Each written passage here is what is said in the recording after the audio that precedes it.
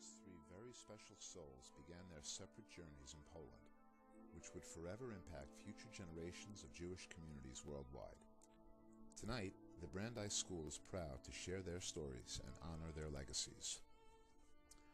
Our story begins with Joseph Gruss, born in 1903 in Lwów, Poland.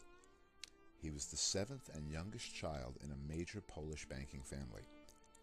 Lwów had the third largest Jewish community in Poland and was known for its rich Jewish cultural life. Lwów was visited by rampant anti-Semitic pogroms, which his family survived. In 1934, Joseph married Caroline Zalaznik, the daughter of a Czechoslovakian army officer, and herself an attorney who clerked for a Polish judge. The young family prospered, and in 1939, Joseph established a travel bureau in New York, which allowed him and Caroline the freedom to leave Poland frequently. While in New York, the Polish borders were sealed, leaving them unable to return. Much of their family, including their firstborn child, perished in the Holocaust. In New York, Mr. Gruss founded an investment trading company, which led to his success. However, in 1968, Joseph and Caroline found something more precious to invest in.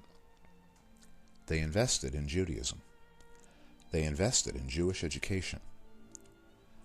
After Caroline's passing, Joseph realized he wanted more than a plaque to memorialize his wife. He wanted something alive that would benefit generations to come. Thus, the Gruss Life Monument Funds were established in 1991, and one philanthropist's unique vision was born. From that time forward, Joseph and Caroline became one of the foremost benefactors of Jewish education worldwide. Our story continues with Sophie Raymer, born in 1922 in Poland.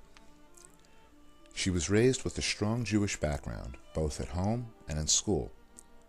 At a young age, Sophie was separated from her parents and brothers and taken to various Nazi labor camps. By the end of the war, she was the lone survivor of her family. She met her future husband Leon in a labor camp, and the two were married shortly after the Holocaust. Sophie and Leon had two children, Mark and Yal. In 1957, they moved from Poland to Israel and eventually re-established their lives in New York.